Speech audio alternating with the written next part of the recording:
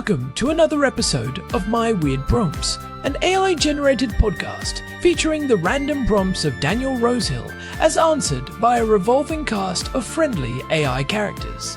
Join us for deep dives into AI, technology, and whatever other random thing Daniel finds fascinating today.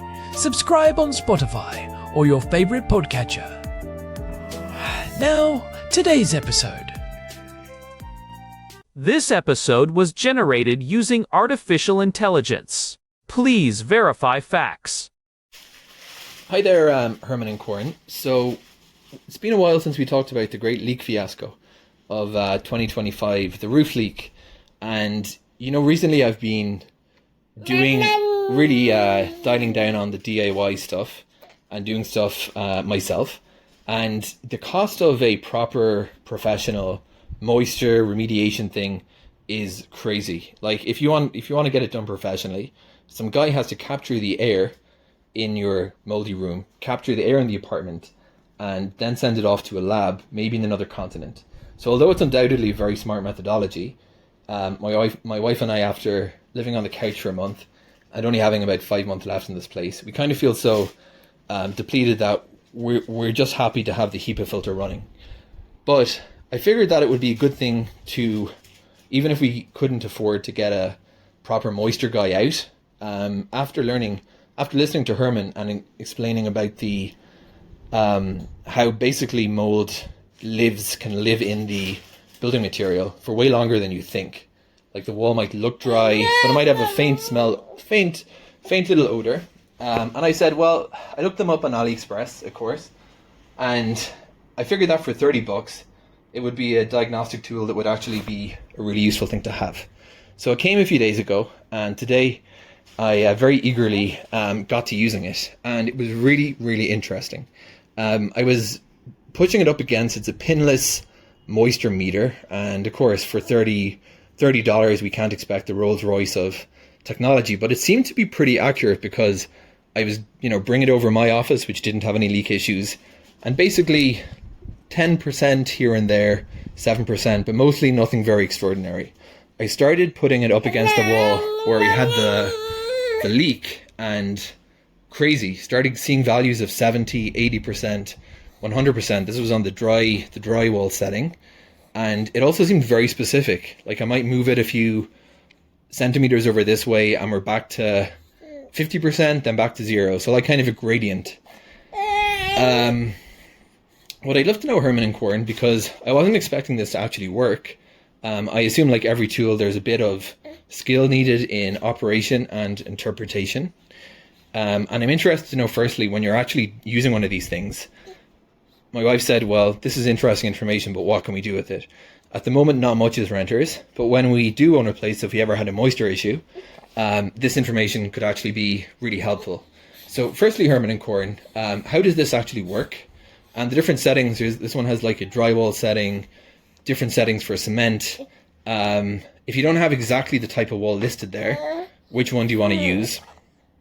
And when you see these readings of like 80% going up to 100% and the wall doesn't physically seem wet, what's actually happening? So like it's sensing inside the wall.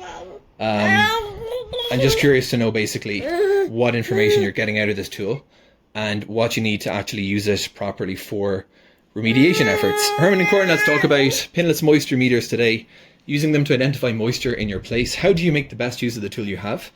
And if one is lucky enough to own their place and actually be able to use this, not only for diagnostics, but for remediation, what kind of clues would you be looking for to know exactly what to do? Hey everyone, welcome back to My Weird Prompts. I'm Corn, and I'm sitting here in our living room in Jerusalem with my brother, the man who probably has more technical manuals on his nightstand than actual novels. Herman Poppleberry, at your service. And to be fair, Corn, some of those manuals have very compelling plots if you understand the physics of fluid dynamics. I will take your word for it. So, we are diving into a topic today that is literally hitting close to home. Our housemate Daniel has been dealing with that lingering roof leak from the big storms back in early 2025. You remember those weeks of torrential rain that turned the Kidron Valley into a river, and he finally decided to take matters into his own hands.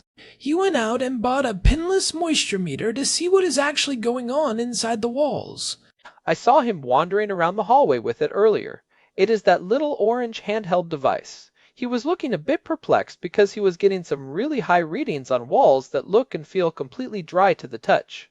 We are talking 80 to 100% moisture levels on a surface that feels like bone-dry plaster. Exactly. He sent us this prompt because he wants to know how these things actually work. Is it magic? Is it just guessing? And more importantly, how do you interpret those crazy numbers? If the wall feels dry, but the meter says it is a swamp, who do you trust? It is a classic diagnostic dilemma. And it is actually a perfect topic for us because moisture meters are one of those tools that are incredibly easy to use, but surprisingly difficult to master.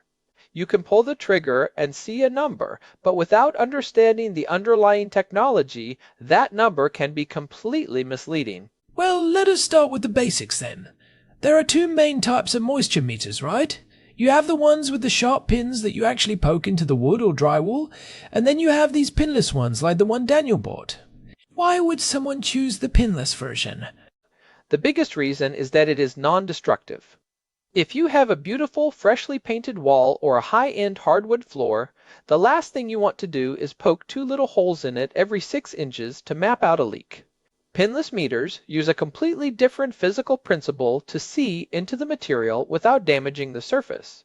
So how does it actually see through the paint and the plaster? What is the mechanism there? It is all about capacitance and electromagnetic fields. A pinless moisture meter has a sensor pad on the back. When you press that pad against a wall, the device emits a low-frequency electromagnetic signal, usually in the radio frequency range. This signal creates an electric field that penetrates the material, usually to a depth of about 3/4 of an inch to a full inch, depending on the model.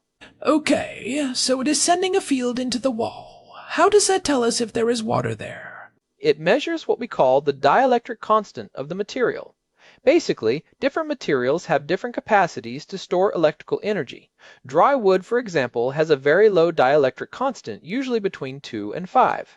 But water has a very high dielectric constant of about 80. Because water molecules are polar, meaning they have a positive and negative end, they polarize or align themselves with the meter's electric field. This changes the capacitance that the device is sensing. The meter detects that massive jump in capacitance and translates it into a moisture reading.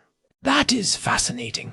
So it is not actually measuring the water directly, it is measuring how much the material in the wall is messing with its electric field. Precisely. And that is exactly why Daniel is getting those weird readings. Because the meter is looking for anything that changes the capacitance of that field. Water is the most common culprit, but it is certainly not the only one. That leads perfectly into Daniel's big question. He is seeing 80 to 100% moisture on a wall that feels dry. If the surface is dry, but the meter is screaming wet, what is actually happening behind the scenes? There are a few possibilities, and this is where the detective work comes in. The first possibility is that the wall really is wet, just not on the surface. Remember, these meters penetrate about an inch deep. Drywall is usually only 1/2 inch or 5/8 of an inch thick, so the meter is seeing right through the drywall and sensing moisture in the insulation or the wooden studs behind it. The paper and gypsum on the surface might have dried out, but the guts of the wall could still be holding a significant amount of water. That makes sense. It is like a sponge that you have squeezed out. The outside feels okay, but if you press hard, you realize the center is still soaked. But what about the other possibilities? What else could trip up the sensor? This is where most people get led astray. Because these devices rely on electromagnetic fields, they are incredibly sensitive to anything conductive or dense. If Daniel is holding that meter against a spot where there is a metal stud, a copper pipe, or even a bundle of electrical wires behind the drywall, the meter is going to peg at 100%. The metal interferes with the electric field in a way that the device interprets as maximum moisture. Oh, that is a huge point. So if you do not know where your pipes or studs are, you might think you have a massive leak when you are actually just looking at a piece of rebar or a junction box. Exactly. I once saw a guy almost tear out a perfectly good kitchen wall because his meter was hitting red everywhere. Turns out the wall had a foil-backed insulation layer. That thin sheet of aluminum foil was reflecting the meter's signal and giving a false positive across the entire room. So how do you tell the difference? If I am Daniel and I am looking at an 80% reading, how do I know if it is a pipe or a leak? You look for the plume. Water almost never exists in a perfectly straight, narrow line inside a wall unless it is literally a pipe that is currently spraying. Water spreads. If it is a leak, you will see a gradient. It will be 100% at the source, then 80, then 60, then 40 as you move away. It will have an organic, blooming shape. If the high reading is sudden, localized, and follows a perfectly vertical or horizontal line, you are probably looking at a pipe or a stud. That is a great tip. Look for the shape of the moisture, not just the number. Now, Daniel also mentioned settings. His meter has different modes for drywall, masonry, and wood. Why does the device care what it is looking at if it is just measuring capacitance? It goes back to that dielectric constant. Every material has a baseline capacitance when it is dry. Drywall is very airy and light, so its baseline is low. Hardwood is much denser, and masonry like brick or concrete is denser still. If you use the wood setting on a brick wall, the meter will think the natural density of the brick is actually a massive amount of water in wood. It will give you a wildly inaccurate reading. So the settings are basically a way of telling the internal computer, hey, subtract this much density from the total so we can see what the actual water content is. Spot on. It is a calibration offset. For wood, many meters are calibrated specifically for Douglas fir. If you are measuring oak or teak, you actually have to apply a species correction factor because the density is so different. For a plaster overlath wall, which we have a lot of here in Jerusalem, the drywall setting might be too sensitive, while the masonry setting might not be sensitive enough. In those cases, the actual number matters less than the relative change. Let us talk about those numbers for a second. Daniel is seeing 80%. In his head, that sounds like the wall is 80% water and 20% wall, which would basically be a waterfall. But that is not what that percentage means, right? No, and this is a common misconception. On many of these budget-friendly meters, that percentage is a relative scale, not an absolute moisture content scale. It is basically saying, on a scale of 0 to 100, how much interference am I sensing compared to my maximum calibrated limit? So it is more like a hot or cold game, rather than a scientific measurement of water weight. For the relative scale, yes. Now, on the wood setting, many meters actually do try to give you the moisture content, or MC percentage, which is the weight of the water divided by the weight of the dry wood. For wood, anything above 20% is considered the danger zone, where mold can start to grow and rot can set in. But for drywall or masonry, those numbers are almost always relative. A10 might be your baseline for a dry wall, and anything above 20 is cause for concern. So if Daniel is seeing 80, and his baseline in a dry room is 10, he definitely has a problem, even if the wall is not literally 80% liquid. Correct. The first thing I told him to do was go to a wall that he knows for a fact is dry, on the other side of the house. Use that to establish a dry standard. If the dry wall reads 5% and the suspect wall reads 80%, you have verified that there is a significant anomaly there. I love that. Use the tool to find the normal before you try to find the weird. Now, let us get into the remediation side of things. Daniel is a renter right now, but he is looking to buy a place soon. How can a tool like this help someone who is actually trying to fix a problem or verify that a repair worked? This is where the moisture meter becomes a time-traveling device. It allows you to see the history of a leak. If you have a roof leak, the water often travels. It hits a rafter, runs down a stud, and pools on a floor plate 3 rooms away. By using the meter to map out the moisture, you can trace the path of the water back to its entry point. Instead of just guessing where the hole in the roof is, based on where the puddle is on the floor. Exactly. You follow the moisture gradient up, and once the leak is fixed, the meter is your best friend for the drying process. Just because you patch the roof does not mean the house is safe. If that moisture stays trapped inside the wall at 60 or 70%, you are going to have a mold factory behind your wallpaper within a few weeks. So you use the meter to monitor the dry down process. Yes, professionals will actually mark the wall with a pencil or keep a log.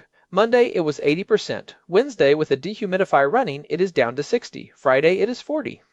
Once it hits that baseline dry standard you established earlier, you know it is safe to patch the drywall or repaint. If the number stops dropping, or if it goes back up after a rain, you know your fix did not actually work. That is such a powerful use case. It takes the guesswork out of it. You are not just sniffing the air and hoping for the best. You have data. It is all about the data. And for $30, which is what Daniel spent, you are getting a lot of diagnostic power. You just have to be smarter than the sensor. You have to account for the metal, the density, and the depth. You mentioned depth earlier. These things go about an inch deep. Is there ever a situation where that is not enough? What if the leak is deeper inside a thick stone wall like the ones we have here in the old city? That is the limitation of the pinless meter. If you have a 2-foot thick stone wall, a pinless meter is only telling you what is happening in that first inch. There could be a river running through the middle of that wall and you might not see it if the exterior inch has dried out. That is when professionals switch to deep wall probes, which are basically long insulated pins. They drill into the material. But for modern construction, drywall, and standard wooden framing, an inch of depth covers almost everything you need to see. I am curious about the misconception busting part of this. What is the one thing people always get wrong when they first pick up one of these meters? They trust the green, yellow, red lights too much. Most of these meters have a little traffic light system. Green is dry, yellow is moist, red is wet. But those thresholds are arbitrary. They are set by the manufacturer based on a typical material. But as we discussed, there is no such thing as a typical wall. A red light on a concrete basement wall might actually be perfectly normal for that environment, while a green light on a piece of expensive oak flooring might actually be hiding a moisture level that is high enough to cause warping. So ignore the lights, look at the numbers, and compare them to your dry baseline. Precisely. And remember that these tools are sensitive to surface moisture too. If you have just wiped down a wall with a damp cloth, or if there is high humidity in the room and a bit of condensation on the surface, a pinless meter will give you a high reading even if the inside of the wall is dry. The electric field gets scrambled by that surface water. That is a good point. So make sure the surface is clean and dry before you start measuring the innards. Right. And one other thing most people do not realize is that the hand effect is real. If you hold the meter wrong, or if your fingers are too close to the sensor pad on the back, the moisture in your own skin can influence the reading. Your body is basically a big bag of salty water, which is the ultimate high dielectric constant material. Wait, really? So I could be giving the wall a wet reading just because my hand is sweaty? Potentially, yeah. Most good meters have a grip area that is shielded, but if you are reaching into a tight corner and you wrap your hand around the head of the device, you are going to see that number jump. You have to hold it by the handle and keep your other hand far away from the wall you are testing. This is starting to sound like a very technical dance, but it makes sense. It is a precision instrument, even if it only costs $30. It really is. And I think for Daniel, the aha moment is going to be when he realizes that the 80% reading is not a failure of the device. It is an invitation to look deeper. If he moves the meter 6 inches to the left and it drops to 10%, he has found the edge of the wet zone. If he moves it up and it stays at 80, he is following the trail. It is like being a detective where the clues are invisible to the naked eye. I actually find that really exciting. It turns a boring chore like checking for leaks into a bit of a science experiment. It is. And if you are looking to buy a home, bringing one of these to an open house is a pro move. You can check under the kitchen sink, around the toilets, and near the windows without leaving a single mark. If you find a hot spot that the seller has tried to cover up with a fresh coat of paint, that $30 meter just saved you $30,000 in future remediation costs. That is a massive second-order effect. It is not just about fixing the leak you have. It is about preventing the house you haven't bought yet from becoming a nightmare. Exactly. And speaking of remediation, there is one more thing Daniel should look out for: salts. If a wall has been wet for a long time, especially masonry, it can develop something called efflorescence. It is that white powdery stuff you see on old bricks. Those salts are highly conductive. Even after the wall is dry, those leftover salts can sometimes cause a moisture meter to read high because they mess with the electrical signal. So the ghost of the moisture can haunt the meter even after the water is gone? That is a great way to put it. The ghost of moisture.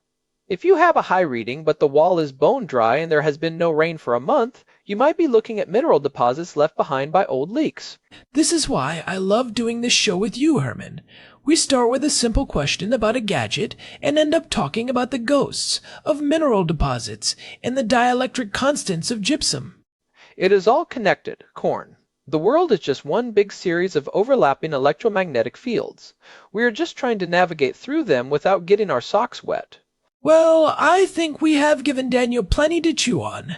He needs to establish his dry baseline, map the plume, watch out for the metal studs, and ignore the red light in favor of the actual relative numbers. And keep his sweaty hands away from the sensor. That too. Before we wrap up, I want to remind everyone that if you are finding these deep dives helpful, or if you just enjoy hearing Herman nerd out about capacitance, we would really appreciate a review on Spotify or whatever podcast app you are using. It genuinely helps other curious people find the show. It really does. And if you have your own weird prompts or gadgets you're trying to figure out, you can always reach out to us through the contact form at myweirdprompts.com. We love hearing what you guys are working on. You can find all our past episodes there too, plus the RSS feed if you want to make sure you never miss a deep dive. We have covered everything from the ethics of AI to the best way to ferment your own hot sauce, so there is plenty to explore. This has been My Weird Prompts. I am Herman Poppleberry. And I am Corn. Thanks for listening, and good luck with the leak, Daniel. We will see you all in the next episode. Goodbye, everyone. This episode was generated using Gemini Flash 3. Text-to-speech engine was Chatterbox Turbo. Thanks for listening to another episode of My Weird Prompts, an AI-generated podcast featuring Daniel Rosehill's AI prompts as answered by a revolving cast of friendly AI characters including me, Cornelius the Sloth. Subscribe on Spotify or visit myweirdprompts.com.